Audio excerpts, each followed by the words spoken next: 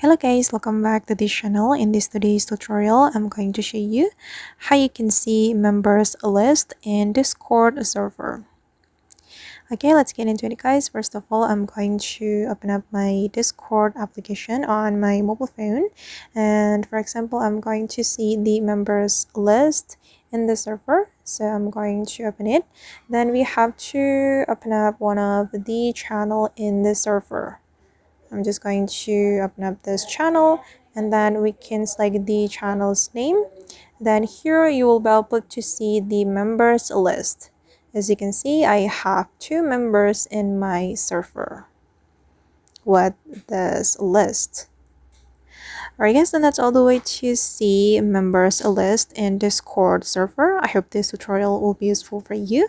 Thank you so much for watching, and if you found this tutorial useful, don't forget to hit the like button, leave your comments, and also subscribe to this channel. Bye!